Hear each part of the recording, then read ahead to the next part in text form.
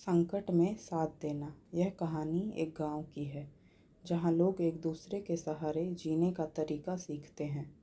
एक गांव था जहां लोगों के बीच में अनूठा एक बंधन था।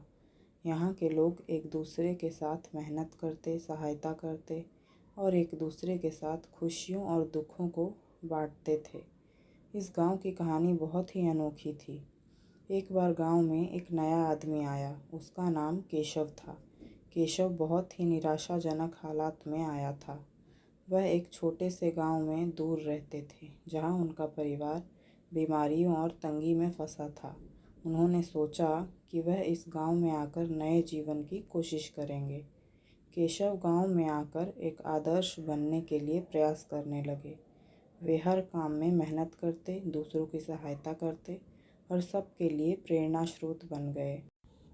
दूसरे लोगों की खुशियों और दुखों में भी वे सहभागी रहते। एक बार गांव में बड़ा दुख का समय भी आया जब गांव के मुखिया का बेटा अचानक बीमार पड़ गया। उसकी स्थिति गंभीर थी और उसके परिवार को इलाज के लिए पैसों की आवश्यकता थी। लेकिन गरीबी के कारण परिवार के पास इतनी धनराशि नहीं थी। जब केशव ने इसे सुना, उन्होंने तत्परता से अपनी सभी बचत की राशि का उपयोग करके परिवार की मदद की। वे नहीं चाहते थे कि इस दुखी परिवार को किसी भी हमारी तरह जूझना पड़े। उन्होंने बचत की राशि के साथ साथ दूसरे गांव वालों को भी अपील की और उन्होंने भी उस परिवार की सहायता की। इस आपातकाल में गांव वालों ने एक बड़ी टीम बना ली। सभी ने मेहनत करके और अपने संगठन के साथ मिलकर इलाज के लिए पैसा इकट्ठा किए। थोड़े समय के बाद बेटे का इलाज हुआ और वह पूरी तरह स्वस्थ हो गया। इस घटना के बाद गांव वालों के मदद करने के इरादे एक दूसरे के साथ और भी मजबूत हो गए। यह उनकी सद्भावना, नेकी और सामर्थ्य का परिणाम था।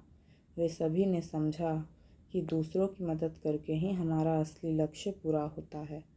वह गांव अब एक परिवार की तरह था जहां हर कोई एक दूसरे का सहारा था। यहाँ के लोग अपनी खुशियों और दुखों को साझा करते, एक दूसरे की मदद करते और अपने संघर्षों को साथ में झेलते थे।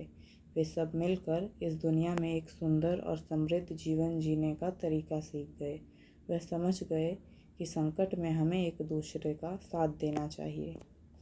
तो दोस्तों, अगर आपको यह कहानी पसंद आई तो नीचे कमेंट बॉक्स में ज़रूर बताइएगा।